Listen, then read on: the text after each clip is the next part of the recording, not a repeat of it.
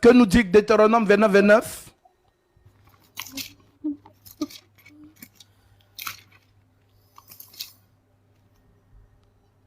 Les choses cachées sont à l'Éternel notre Dieu. Les choses révélées sont à nous et à nos enfants. Répète encore, pour qu'ils comprennent bien. Les choses cachées sont à l'Éternel notre Dieu.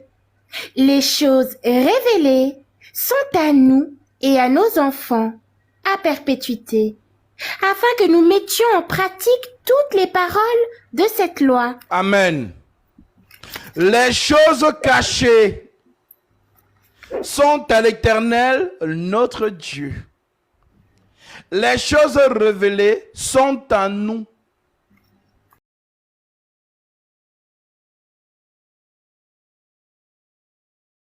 Vous avez ça dans vos Bibles. Vous pouvez lire. Mais ça ne donne pas la vie. C'est ce qui est caché qui donne l'accès au royaume des cieux. Donc vous allez vraiment croire, vous croyez vraiment que c'était facile comme ça, que tu lis, tu comprends. Non. Ce qui est en noir sur blanc dans ton livre là, ce sont les choses révélées, c'est pour toi. Mais ce qui est caché, c'est ça que tu as besoin pour que tu entres au ciel.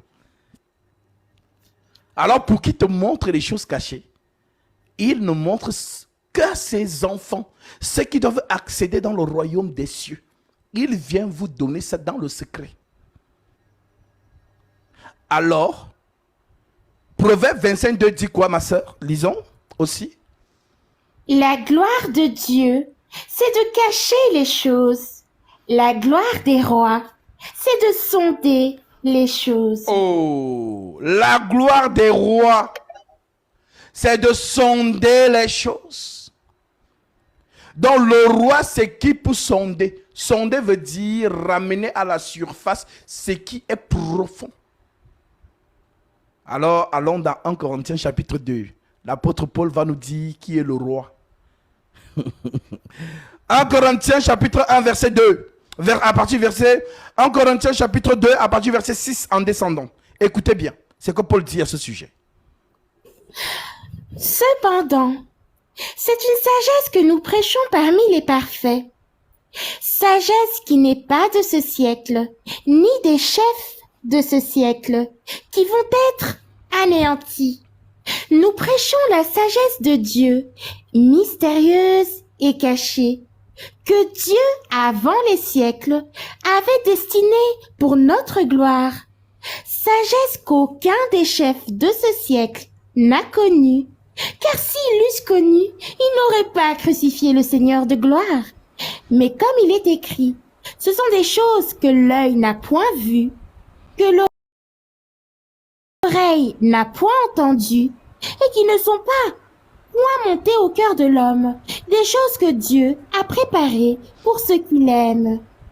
Dieu nous les a révélées par l'Esprit, car l'Esprit sonde tout, même les profondeurs de Dieu.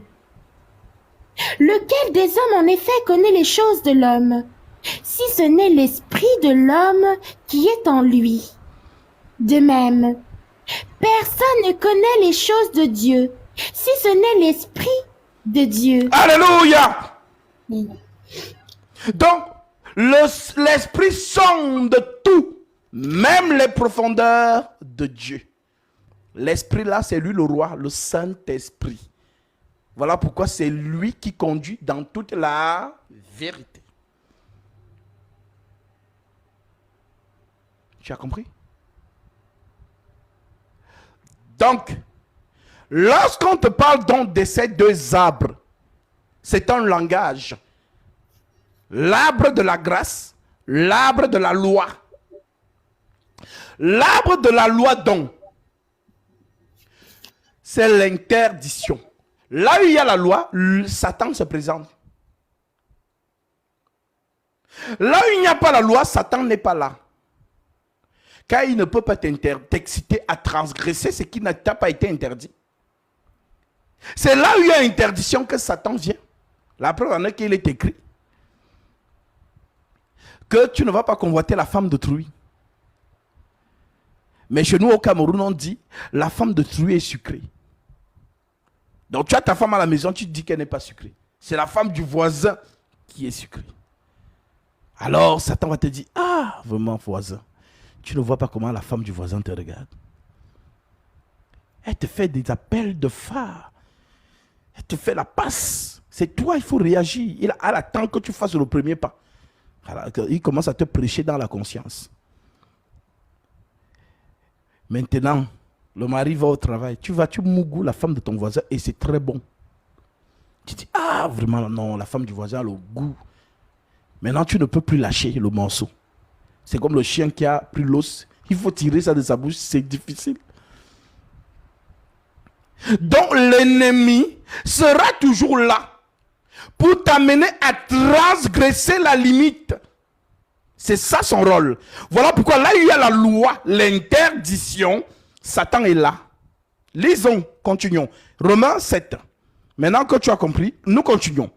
Ainsi, une femme mariée est liée à la loi, à son mari, tant qu'il est vivant. Mais si le mari meurt, elle est dégagée de la loi qui l'a liée à son mari.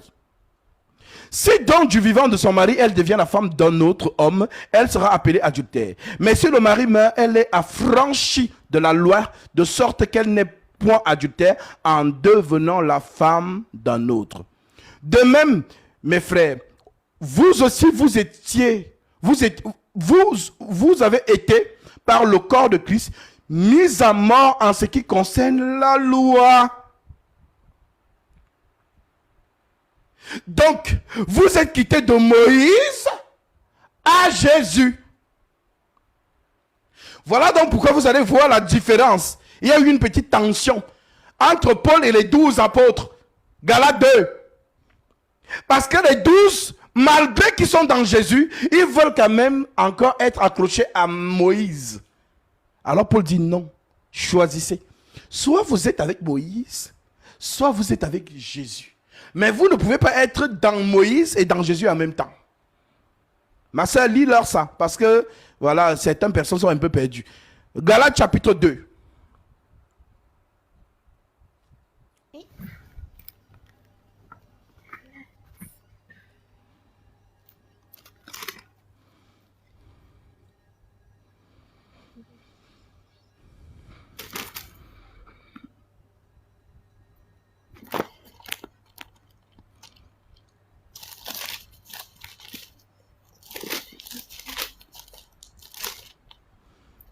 Alors vous êtes vraiment des privilégiés d'écouter ces choses dans la saine doctrine. Vous êtes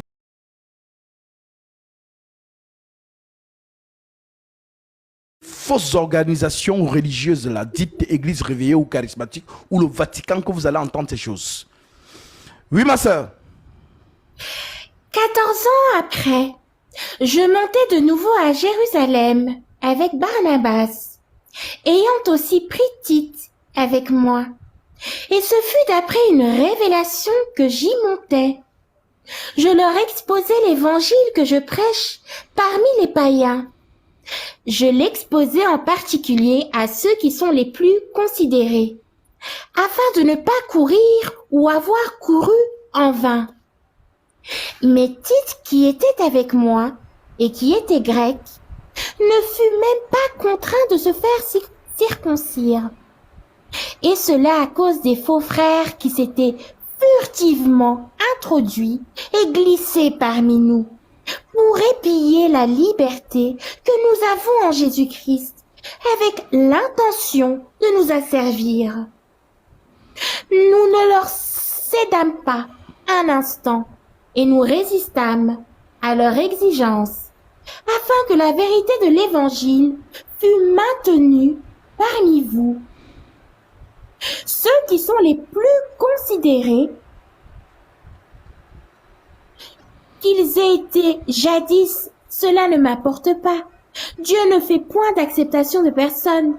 Ceux qui sont les plus considérés ne m'imposèrent rien.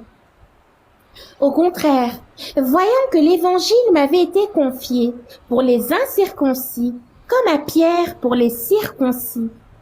Car celui qui a fait de Pierre l'apôtre des circoncis a aussi fait de moi l'apôtre des païens.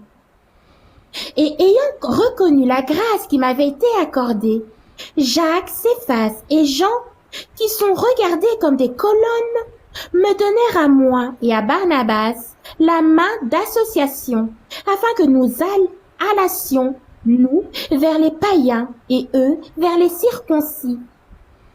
Ils nous recommandèrent seulement de nous souvenir des pauvres, ce que j'ai bien eu soin de faire. Mais lorsque Céphas vint à Antioche, je lui résistai en face, parce qu'il était répréhensible. En effet, avant l'arrivée de quelques personnes envoyées par Jacques, il mangeait avec les païens. Et quand elles furent venues, il s'esquiva et s'étint à l'écart par crainte des circoncis. Avec lui les autres Juifs usèrent aussi de dissimulation, en sorte que Barnabas même fut entraîné par leur hypocrisie. Voyant qu'il ne marchait pas droit selon la vérité de l'Évangile, je dis à Céphas, en présence de tous, « Si toi qui es juif, tu vis à la manière des païens et non à la manière des juifs, pourquoi forces-tu les païens à judaïser? Nous sommes juifs de naissance et non pécheurs d'entre les païens. Néanmoins, sachant que ce n'est pas par les œuvres de la loi que l'homme est justifié, mais par la foi en Jésus-Christ. Nous aussi, nous avons cru en Jésus-Christ, afin d'être justifiés par la foi en Christ, et non par les œuvres de la loi, parce que nulle chair ne sera justifiée par les œuvres de la loi.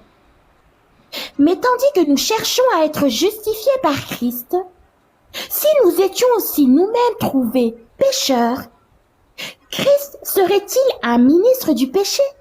Loin de là. Car si je rebâtis les choses que j'ai détruites, je me constitue moi-même un transgresseur. Car c'est par la loi que je suis mort à la loi, afin de vivre pour Dieu. J'ai été crucifié avec Christ. Et si je vis, ce n'est plus moi qui vis, c'est Christ qui vit en moi. Si je vis maintenant dans la chair, je vis dans la foi au Fils de Dieu, qui m'a aimé et qui s'est livré lui-même pour moi. Je ne rejette pas la grâce de Dieu, car si la justice s'obtient par la loi, Christ est donc mort en vain. Vous avez compris?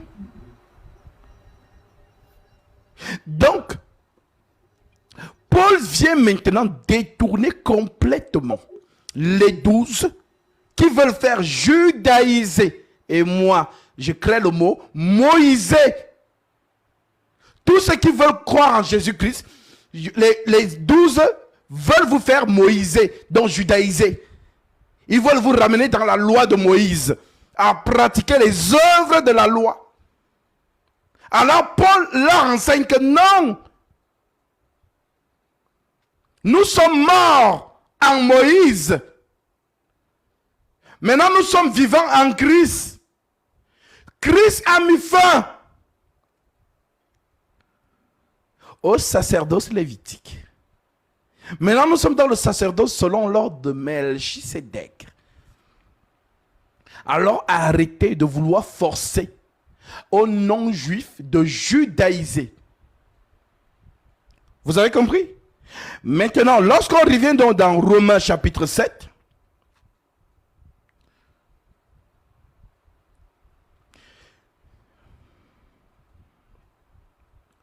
car lorsque nous étions dans la chair, les passions des péchés provoquées par la loi agissaient dans nos membres. Les passions des péchés provoquées par la loi agissaient dans nos membres. Ça veut dire quoi? Ça veut dire que là, il y a interdiction. C'est maintenant le serpent qui vient vous exciter à transgresser l'interdiction. En gros, si tu vois Moïse, tu vois Satan. La loi.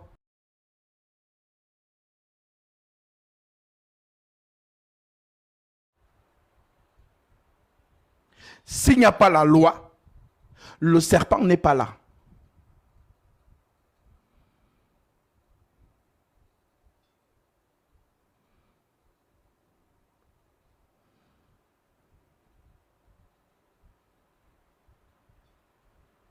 Donc, Jésus-Christ, c'est dans lui la grâce.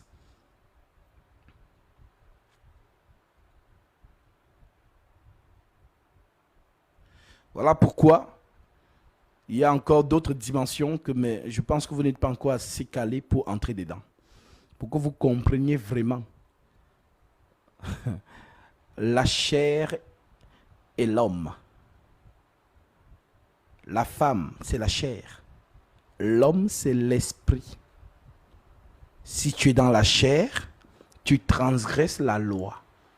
Si tu es dans l'esprit, tu ne transgresses pas la loi.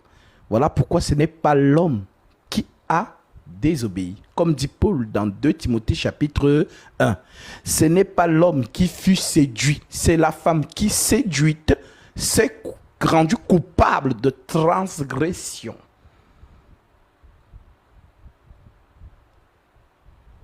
Donc, les désirs de la chair sont contraires à ceux de l'esprit.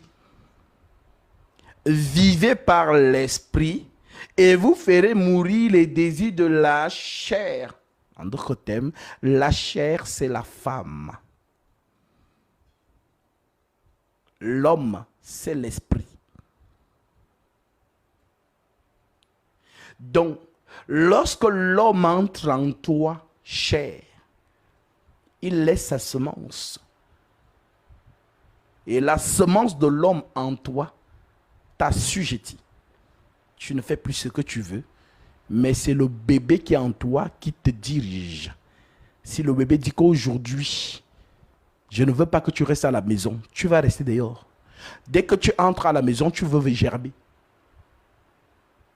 Si le bébé dit aujourd'hui, tu ne vas manger que du piment, tu vas manger que du piment. Si tu essaies de manger autre chose, tu gerbes. C'est la semence de l'homme en toi qui te dirige. Alléluia. Je pense que les femmes qui sont enceintes là, elles comprennent mon langage.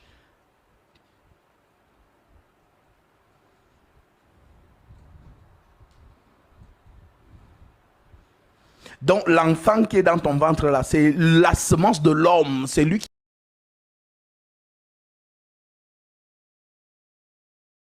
C'est Christ qui vient, qui vit en toi.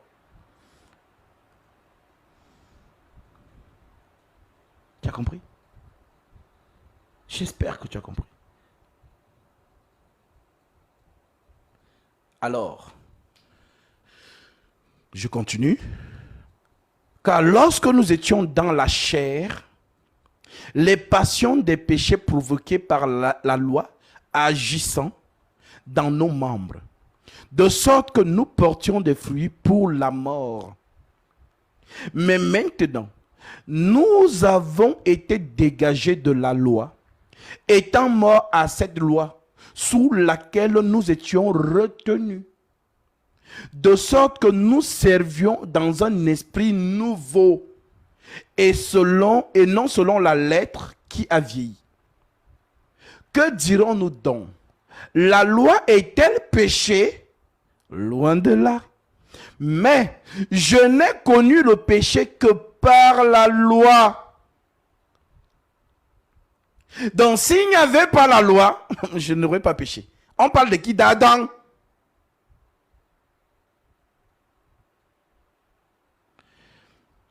Car je n'aurais pas connu la convoitise si la loi nous dit, tu ne convoiteras pas. Et le péché, Satan, saisissant l'occasion, produisit en moi, par le commandement, toutes sortes de convoitises. Car sans la loi, le péché est mort.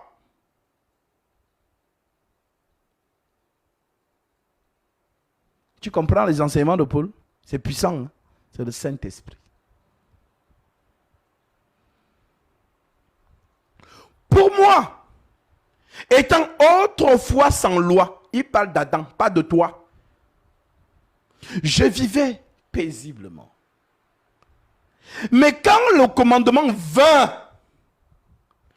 le péché reprit vie. Et moi, je mourus. Ainsi, le commandement qui conduit à la vie se trouva pour moi conduit à la mort.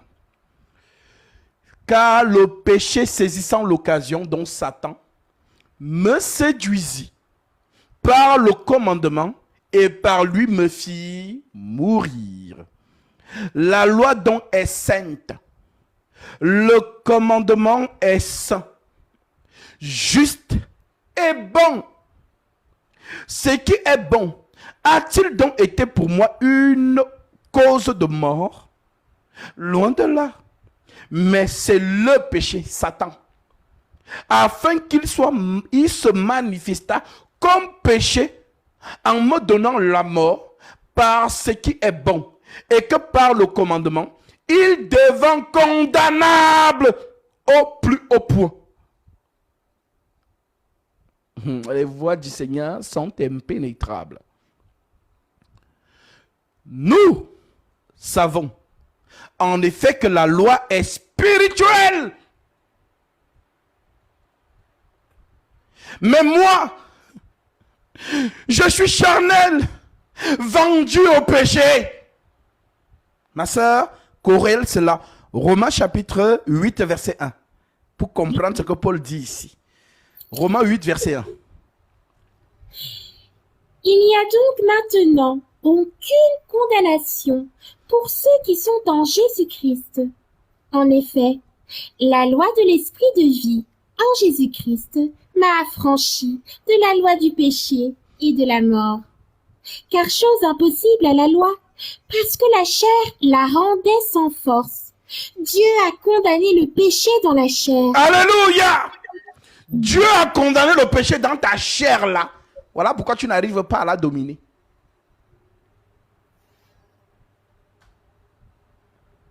Alors arrête d'être hypocrite. Quand tu es devant les gens, tu joues la sainte. Pourtant, dans le secret, Dieu sait. Bon, Maïe, je ne sais pas si tu t'ennuies, mais j'ai l'impression que tu distrais un peu, donc je vais te bloquer, je suis désolé. Voilà, on ne veut pas les faux profils ici. Et vous pouvez, qui êtes dans les commentaires, soyez concentrés. Ne lisez pas les commentaires parce qu'il y a des gens, les démons qui sont là pour vous perturber. Pour que vous ne saisissez pas ce qui est dit. Donc c'est votre problème. Si vous venez ici parce que vous vous ennuyez, soyez concentrés pour comprendre ce que le Christ est en train de vous dire. Mais si vous venez ici pour lire ce que les gens disent, c'est votre problème, vous serez distrait. Et la substance même de ce qui est dégagé dans l'enseignement, vous ne l'aurez pas. Donc soyez attentifs et lucides. Car là, il y a la vérité, Satan est là. Pour vous empêcher de comprendre. Je vous donne une petite illustration factuelle. Massa, prends-nous s'il te plaît, acte 13, s'il te plaît. Oui. Acte 13. On va revenir sur Romains 7 et 8. Prenons d'abord acte 13 pour illustrer ce que je viens de dire à nos frères là. Nous prenons à partir du verset... prends à partir du verset 6. Ok. Ayant ensuite traversé toute l'île jusqu'à Paphos, ils trouvèrent un certain magicien, faux prophète juif, nommé Bar-Jésus, qui était avec le proconsul Sergius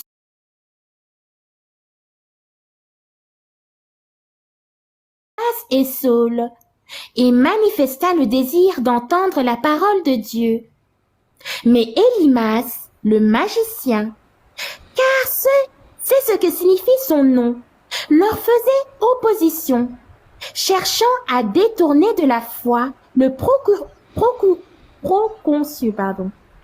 Alors Saul, appelé aussi Paul, rempli du Saint-Esprit, fixa les regards sur lui et dit: Homme plein de toute espèce de ruse et de fraude, fils du diable, ennemi de toute justice, ne cesserais-tu point de pervertir les voies droites du Seigneur?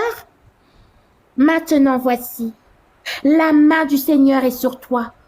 Tu seras aveugle, et pour un temps, tu ne reverras pas le soleil. Aussitôt, l'obscurité et les ténèbres tombèrent sur lui. Amen. Ouais.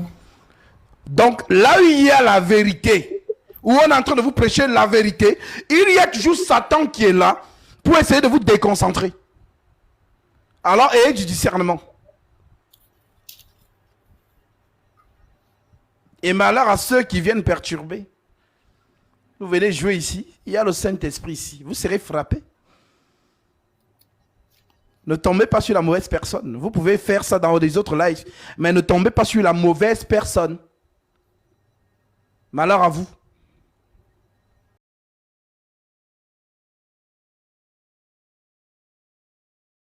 Romains 8, l'Écriture nous dit donc que Dieu a condamné le péché dans la chair. Et dans Romains 7, l'apôtre Paul nous fait comprendre que dirons-nous donc, verset 7, la loi est-elle péché? Loin de là. Mais je n'ai connu le péché que par la loi. Car je n'aurais pas connu la convoitise si la loi n'eût dit tu ne convoiteras point.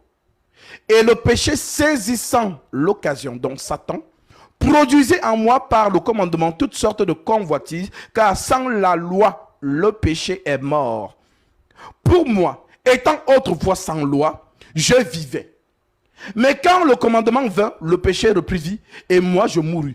Ainsi, le commandement qui conduit à la vie se trouva pour moi conduire à la mort. Car le péché saisissant l'occasion me séduisit par le commandement et par lui me fit mourir. La loi donc est sainte et le commandement est saint, juste et bon. Ce qui est bon a-t-il donc été pour moi une cause de mort? Loin de là.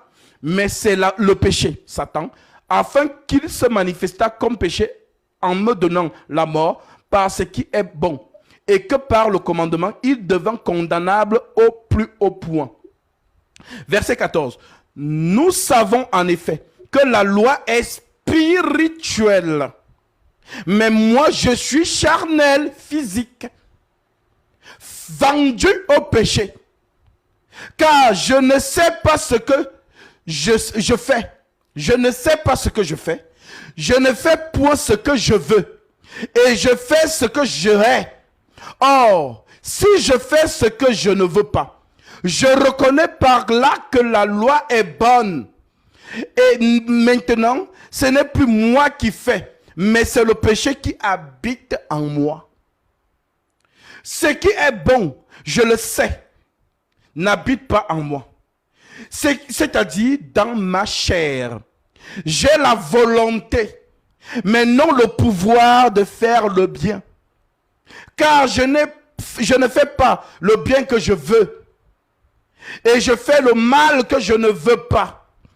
Et si je fais ce que je ne veux pas, ce n'est plus moi qui le fais. C'est le péché qui habite en moi. Je trouve donc en moi cette loi. Quand je veux faire le bien, le mal est attaché à moi.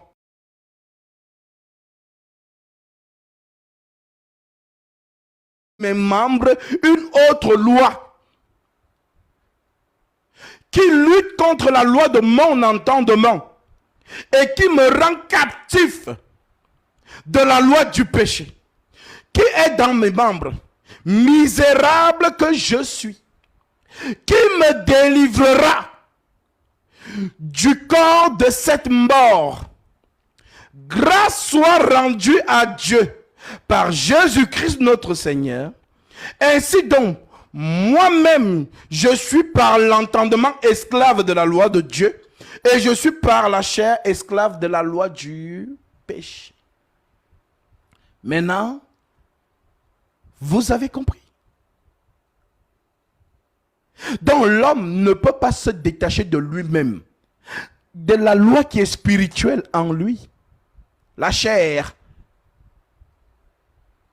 Parce qu'ici, Paul vous parle de la chair et de l'esprit. On ne peut pas combattre la loi par la chair, c'est pas possible. Essaie de voir une belle femme qui a les formes là. Reste avec elle dans la même pièce. tu vas voir. Les pensées que Satan va venir te dire, tu as vu comment elle est belle? Regarde ses cuisses. Ah, vraiment. Ah, vraiment, toi. On ne vit qu'une fois. Hein. Donc, quand vous voyez un homme, parce que certaines femmes disent que les hommes ne réfléchissent pas. Oui, oui. Ça dit c'est la chair qui est embrasée dans son cerveau. Il ne réfléchit plus. Voilà pourquoi les femmes savent.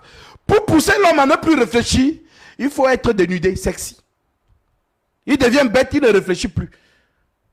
Parce que la chair est embrasée. Le feu de la volupté est allumé. Il va te faire croire, ah non, je ne veux pas la fille. La fille va dire, laisse ça, viens. C'est parti. Voilà pourquoi l'Écriture dit donc, si un homme regarde une femme et la convoite dans son cœur, il a déjà commis adultère avec elle. Donc pour Jésus, tu ne l'as pas touché, mais tu as juste pensé que je suis en train de la mougou, c'est fini. Tu as mougou avec elle. Donc c'est rapide, c'est spirituel. De partie, il y a des gens qui pensent que comme j'ai juste regardé la sœur, j'ai seulement dit qu'elle est belle et que voilà, je me suis seulement imaginé en train de coucher avec elle. Mais je ne l'ai pas touchée physiquement. Ça veut dire que je n'ai rien fait. Tu es ton toto spirituel, tu as déjà fait. Pareil pour la sœur qui regarde un homme avec les mêmes pensées. Tu as déjà mouru avec lui. Donc, qui peut nous délivrer de ça? Il n'y a que Jésus. Voilà pourquoi on vous dit donc que le premier rôle du Saint-Esprit en venant sur la terre, c'est de vous convaincre de ce que c'est le péché. Quand le consolateur sera venu, il convaincra le monde en ce qui concerne le péché. Car si tu ne maîtrises pas le mécanisme,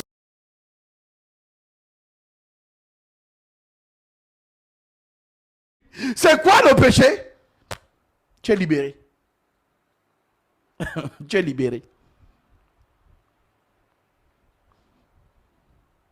Il convaincra le monde en ce qui concerne le péché, la justice et le jugement. 3 choses que le Saint-Esprit doit prêcher durant son pèlerinage sur la terre. Le péché. Il doit vous prêcher sur le péché. Parce que si on ne vous prêche pas sur le péché, vous êtes toujours dans les ténèbres. Et c'est là où Satan joue.